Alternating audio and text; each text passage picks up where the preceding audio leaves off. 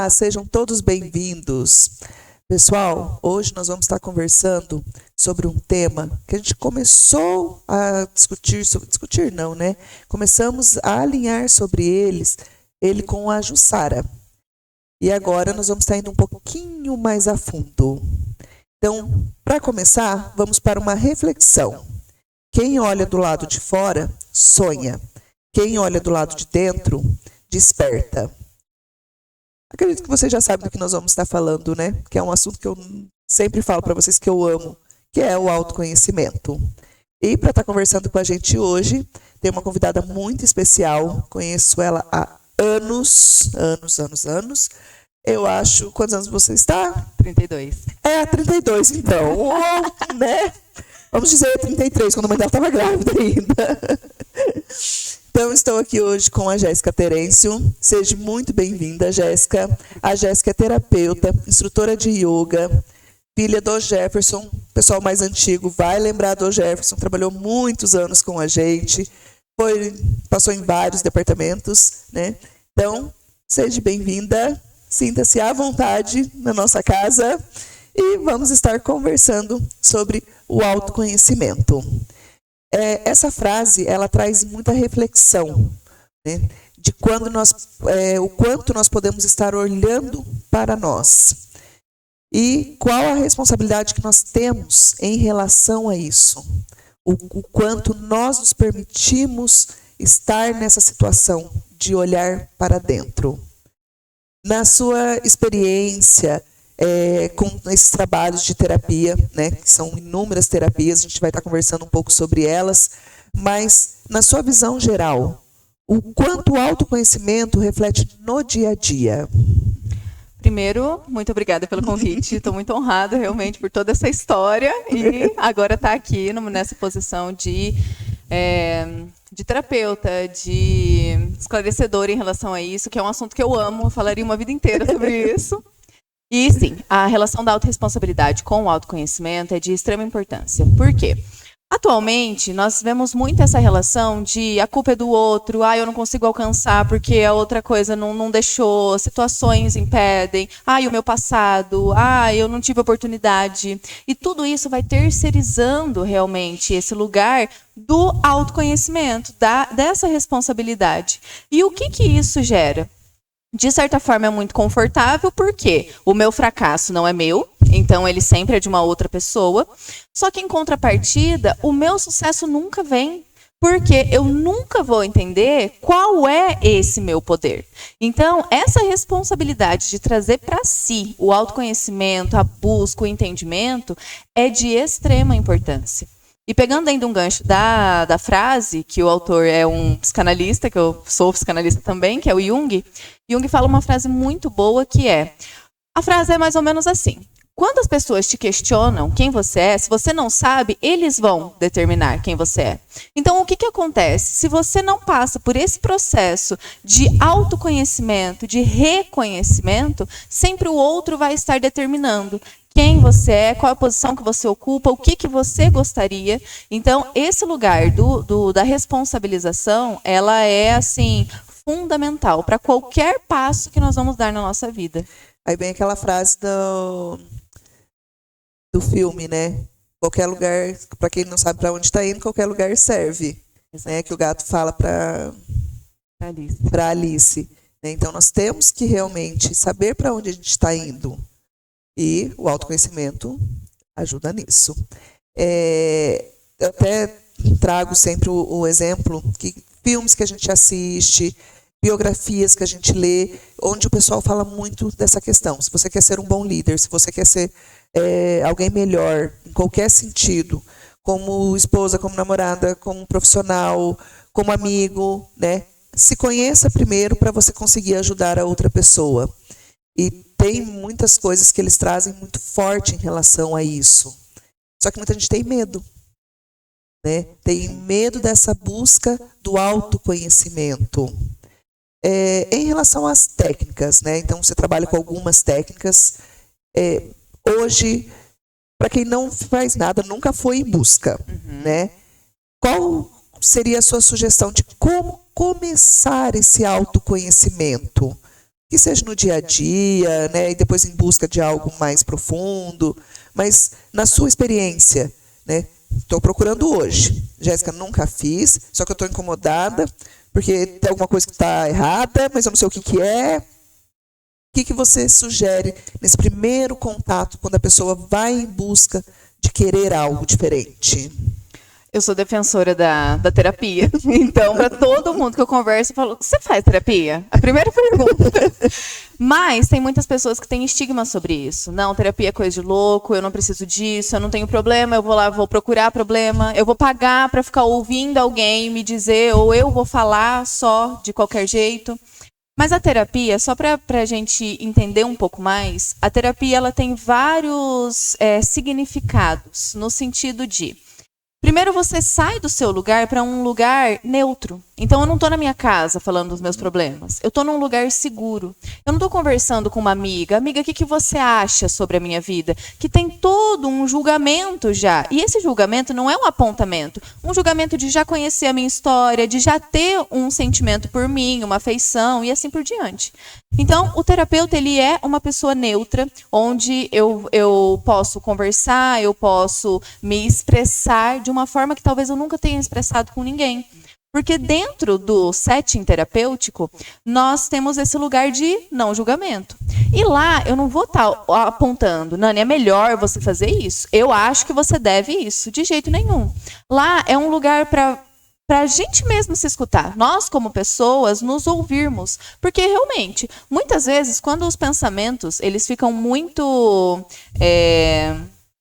flutuantes, os problemas ficam gigantes. Então, quando eu verbalizo, eu preciso organizar para poder trazer para a linguagem. E a partir dessa organização, eu já vou diminuindo toda essa angústia e esses sentimentos. E é claro que lá, sim, com as técnicas e todo o aparato do terapeuta, nós vamos realmente direcionar de uma melhor forma. Mas essa direção, mais uma vez, não é um apontamento, mas sim um questionamento para que você ou a pessoa como paciente entenda desse poder e dessa responsabilidade. Então, a primeira sugestão sempre vai ser a terapia. Mas para quem ainda não se sente preparado ou queira algo nesse sentido, eu sugiro livros. Livros são conteúdos que realmente empoderam.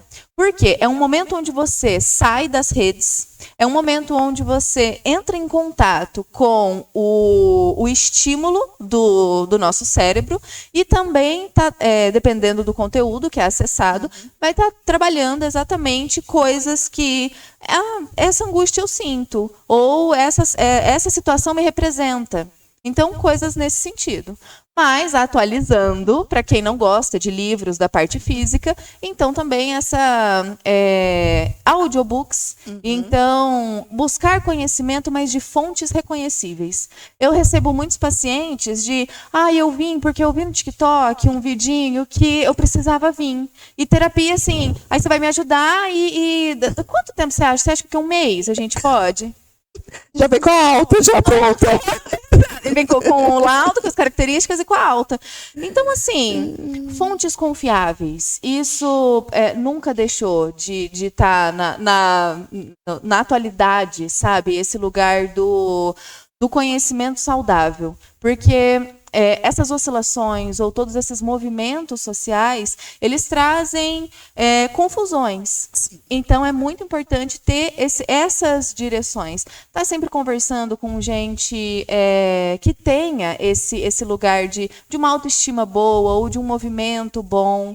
Então, assim, são muitos recursos que nós podemos ter. E, claro, também, se a gente for pensar num contexto geral, não só na parte da mente, a alimentação saudável não deixa de ser um lugar de autocuidado e de autorresponsabilidade. Um exercício não deixa de ser um lugar. Então, assim, não é fragmentado. Trabalhar a mente não é só a mente. Um lugar espiritual bem organizado, não estou falando de religiões, mas sim de uma religiosidade bem organizada, também não deixa de ser um autocuidado. Então, assim, existem muitos recursos. Só que, às vezes, as pessoas acreditam que não dá. É um conjunto. Exato. É um conjunto, né? Ontem eu estava vendo um Reels da Cris Junqueira e eu achei muito interessante a forma que ela trouxe. Ela trouxe, assim, a gente deixa para a última hora para a última hora de arrumar a mala, a última hora de fazer isso, a última hora de comprar os ovos de Páscoa, a última hora não sei o quê. Porém, quando é para sofrimento, a gente antecipa e fica com aquele sofrimento eternamente, né? E ela traz essa questão do autoconhecimento. Se a gente tem esse autoconhecimento, essa consciência, a gente também não vai ficar sofrendo com antecedência. Nós vamos deixar para sofrer no momento. Né? Eu achei muito válida essa colocação dela, porque realmente eu sou uma que deixa para arrumar a mala de última hora. Sim.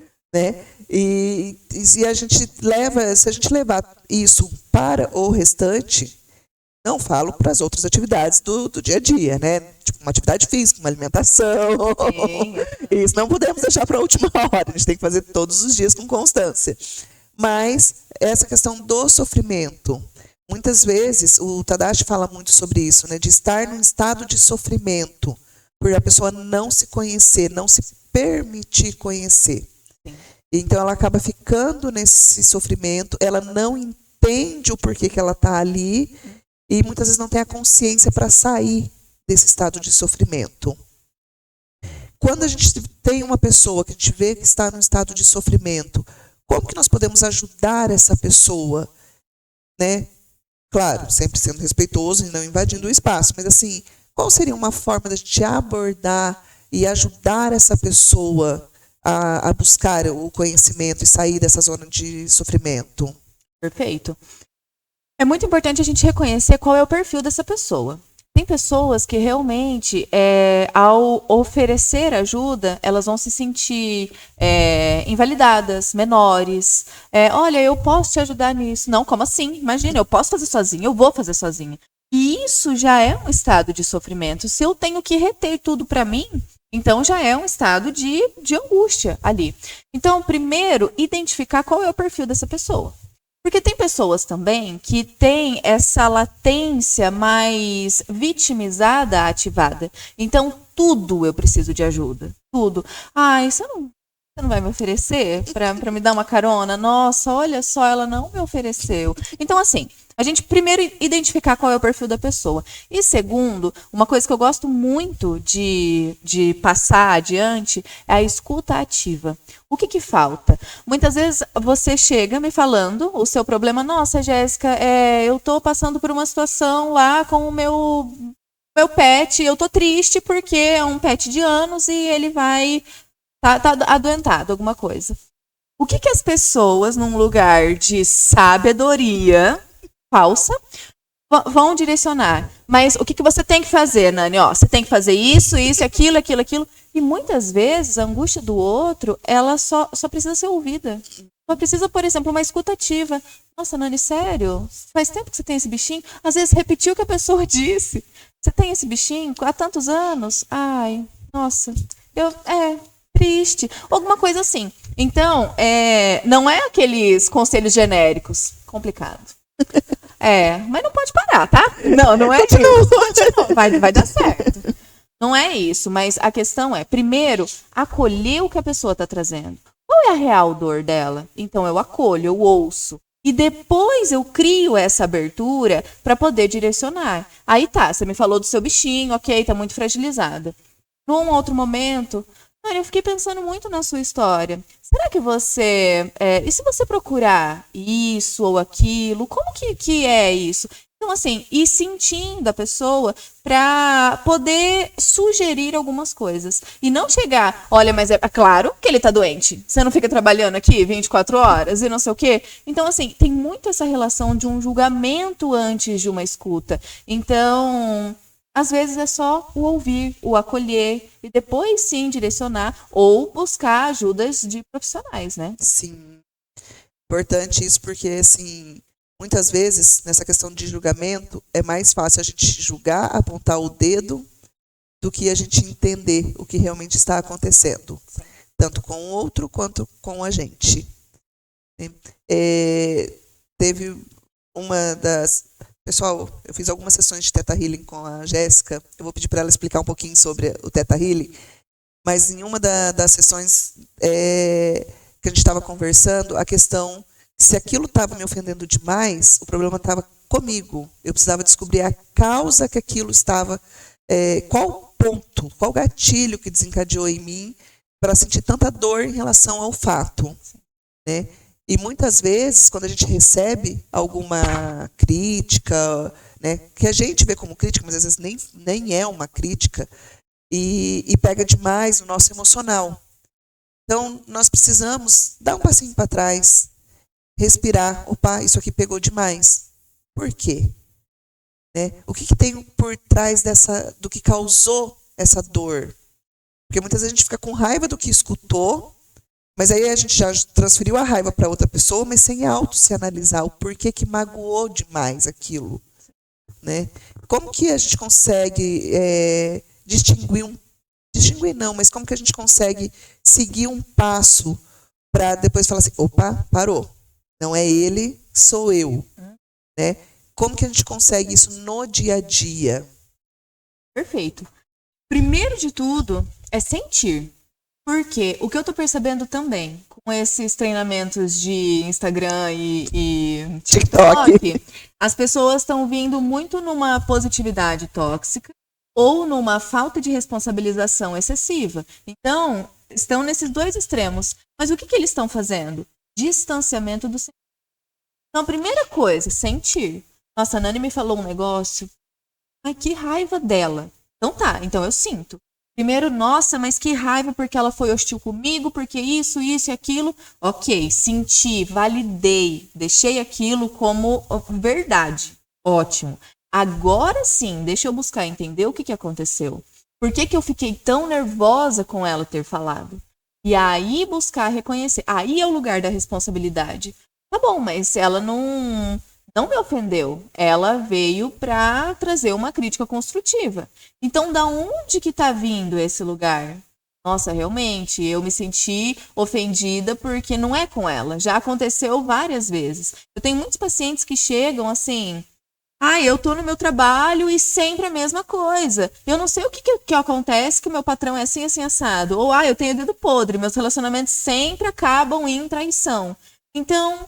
será que 7 bilhões de pessoas no mundo e eu dei conta de escolher necessariamente as sorteadas que vão me trair? Então, olha que lugar, assim, acaba sendo até de alecrim dourado, né? Olha só, eu consegui isso. Então, muitas vezes as pessoas ficam nessa posição de porque eu, como se fosse uma vítima, mas no fundo, não deixa de ser um lugar de soberba, um lugar de... é comigo que acontece, é só comigo que as tragédias acontecem. Então, mais uma vez, a sorte, o sorteio, essas coisas assim, não tem a ver com acaso. Tem a ver com as decisões que eu estou direcionando e tomando. E é aí que é o principal segredo. Como que eu vou desvendar esse caminho oculto que está me fazendo chegar necessariamente nos mesmos lugares? Sim. Vamos só voltar um pouquinho para reforçar para o pessoal. Sobre as emoções básicas, né? O filme, Divertidamente, ele deixa isso de uma forma lúdica, né?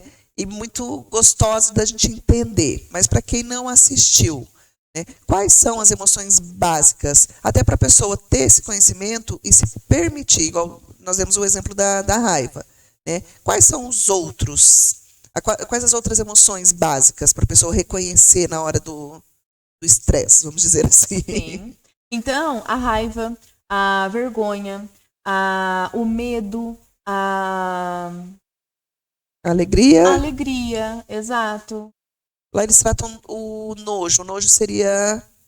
Nojo, ele também chega porque é muito interessante. Aí entra num lugar bem mais interno e profundo, né? O nojo, na verdade, ele é um simbolizador de algo que mexeu aqui dentro. Só que o nojo, ele acaba gerando repúdia e um distanciamento. Mas por que ele é nojento aqui dentro? Então, esse lugar do prazer e do nojo, eles estão diretamente conectados.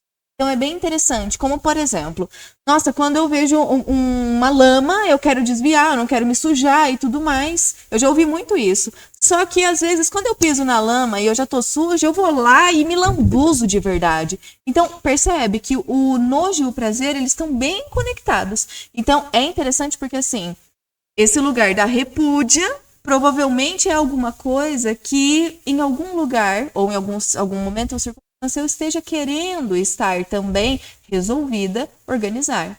Mas voltando para esse lugar dos básicos, esses sentimentos que seriam, né, no caso, a alegria, o nojo, a tristeza, a vergonha, a raiva, eles trazem também a ansiedade. Uhum. E é um ponto interessante de trazer, porque a ansiedade, no limite certo, ela é inerente. Nós sentimos, de fato. Nosso sistema límbico dentro do corpo, ele traz a ansiedade pra gente conseguir reconhecer, por exemplo, a borboleta no estômago, sabe? Aquele lugar de...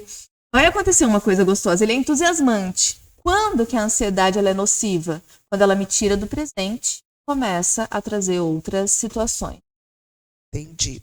E hoje muitas pessoas vivem no estado de ansiedade, né? E acho que está na moda, né? Eles acham bonito ainda falar, estou ansioso por alguma coisa.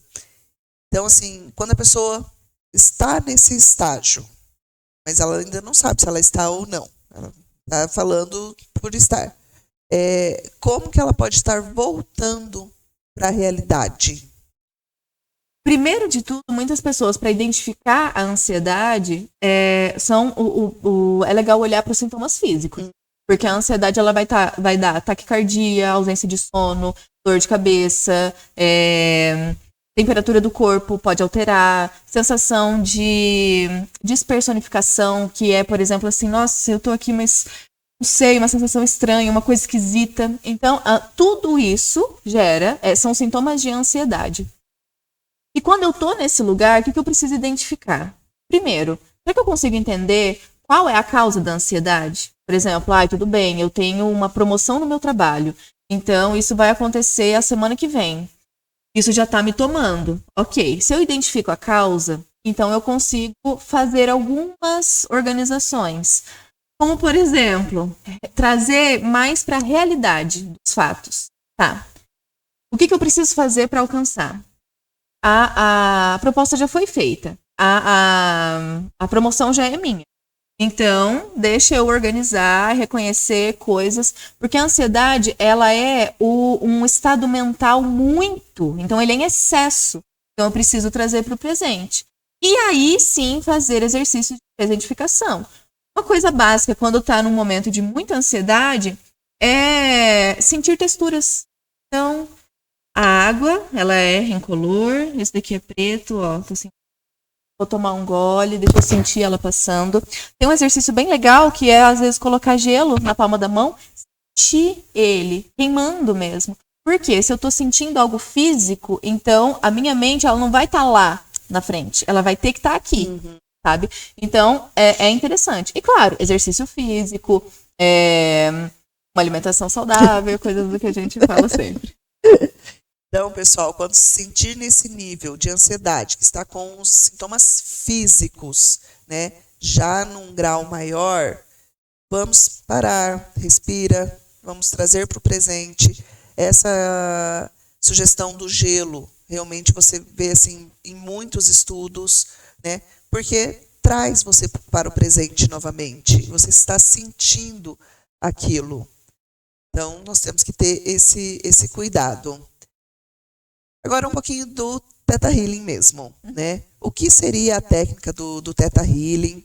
Como que auxilia as pessoas na direção, né? Posso até colocar dessa forma, na direção da vida. O que ela proporciona para as pessoas? Primeiro, Theta Healing é a palavra cura em inglês, e Theta é uma onda cerebral que nós acessamos diariamente quando nós estamos dormindo e sonhando. Então, o nosso cérebro ele acessa 5 ondas cerebrais. Aqui, nós estamos em beta, acordadas.